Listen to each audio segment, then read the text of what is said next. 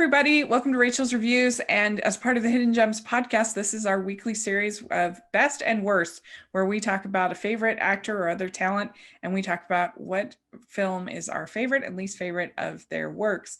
And I'm film critic Rachel Wagner, and Ryan is here.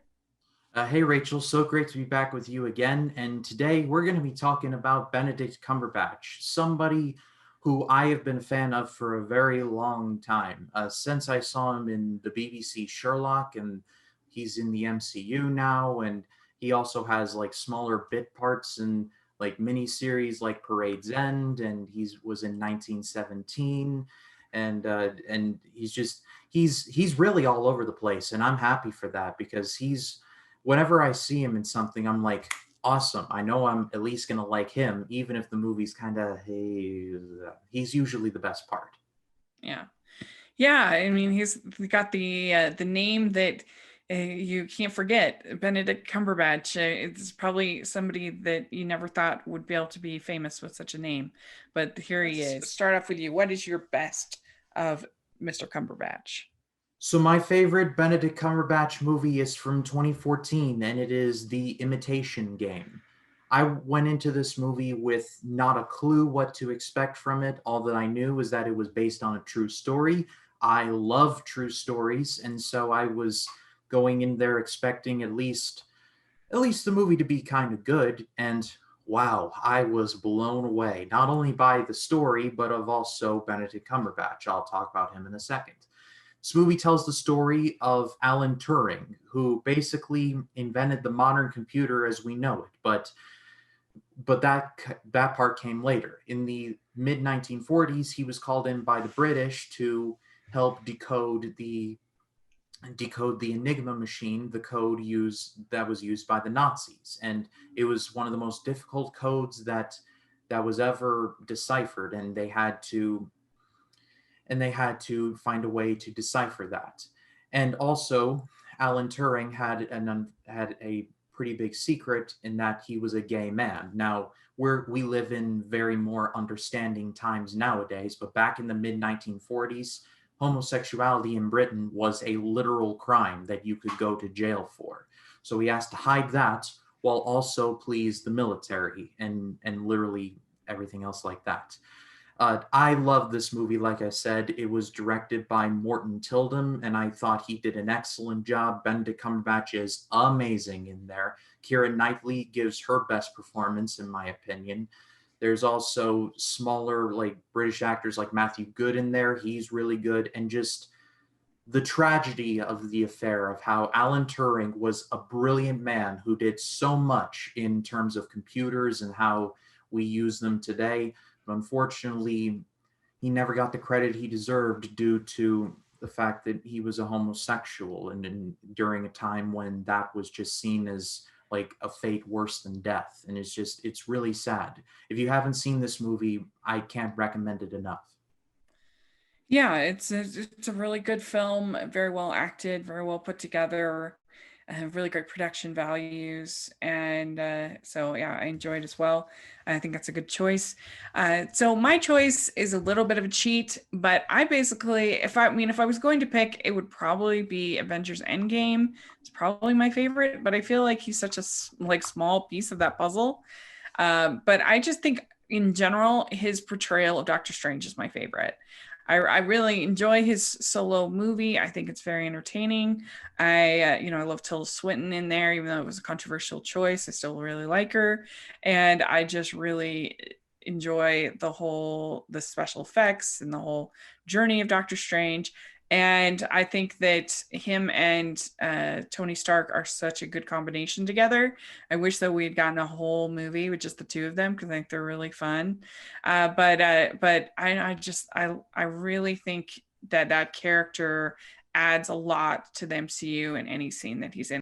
Yeah, in the solo Doctor Strange movie, he's really good. I think the solo Doctor Strange is very underrated. Nobody talks about it, and I think more people should. It was unfortunately coming out the same year as my favorite MCU movie, Civil War, so that was at a disadvantage. But his story arc throughout the whole thing was really good. His dynamics with Rachel McAdams and Chiwetel Ejiofor, where he has like what is this, my mantra? And he's like, that's the Wi-Fi password. We're not savages. Like that whole stuff was really good. And then in Endgame, my favorite scene with him is probably his lone scene where he's holding back the waters and Stark looks at him and he just gives the one finger, because in Infinity War he's like, Yeah. there's one scenario in which we beat Thanos, and without any dialogue, Stark looks at him, gives him the finger, and then the rest is Anyway, history. yeah, I It's really like him in the role. But what is your worst of Benedict Cumberbatch? so my worst of, and this, I haven't really seen some of his movies that are considered like bad, but I think my worst of Benedict Cumberbatch, and this is not his fault, it's Star Trek Into Darkness. Uh, I don't I don't hate J.J. Abrams. I think he can be a good director. I recommended Super 8 on an episode of the podcast a long time ago. I like him as a director, but this movie is essentially just a reskin of Star Trek II: The Wrath of Khan, a much superior movie, but Into Darkness just kind of does it worse. And again, it's not Cumberbatch's fault. He does a good job as Khan and has many scenes where he is very effective, but honestly, Star Trek as a universe is so immense and massive that you could do so many stories with it. And instead, J.J. Abrams just decided, you know what? Let's remake the most popular one. It's like, and it came across as so cheap. Kirk dying instead of Spock, and Spock doing the whole Khan thing was just made me want to do this. Yeah, I mean, I think that if I didn't know that it was a remake, if I just saw it in exclusion just by itself, I'd be like, oh, that was a pretty fun little movie. But because we have the better version, it's kind of like with these Disney live action remakes, it's like, well, why would I watch that when I can just watch the original, which is way better? Oh, my worst, as I said, pretty much almost all of his vocal work, I am not a big fan of. And he does a fine job. I just don't really think any of the movies are good. I don't like The Grinch. I really hated his Jungle Book movie that he's in. I thought that was terrible. I really don't like the Desolation of Smog or the Hobbit movies he's in. That was so boring to me. So yeah, all his vocal work I'm not a big fan of. But I think if I'm honest, the thing that made me the most mad that he's in is actually the television show, the series 4 of Sherlock. I entitled my review Sherlock Series 4 Sucks. Because I was so mad. I just thought it was terrible. I hated the whole concept of his sister being there, and like every single person being smarter than Sherlock, which is not what you want. And I didn't like the idea of John Watson having an affair. I didn't like the bringing back Mary. Nobody cares about Mary. Nobody likes Mary. I just thought the whole thing was so annoying. I was like, all of a sudden they're in this. It's like some weird Saw ripoff where they're in this house and there's all these, things, and I just I hated it. It was cheap and it was just full of Stephen Moffat and his twisty twisteroos that he tries to do. And I didn't like it what he did with Doctor Who, and I don't like it what he did with Sherlock. And so to me, he's the Shyamalan of television, and I really don't like it. And so there's very few things that made me as mad as Sherlock Series 4. I really disliked it. And so, if I'm honest, even though that's not a movie, it is to me the worst thing. And I felt like both of the leads in that were done and we're kind of phoning it in, weren't invested. There's some terrible special effects in there. It was awful. Yeah, and the first series of Sherlock was excellent. Mm-hmm. I watched it on Netflix a while ago.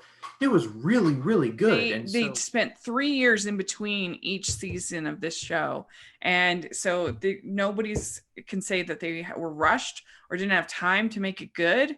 And they leave you waiting and waiting and waiting, and then that's what they give you. I was just, what?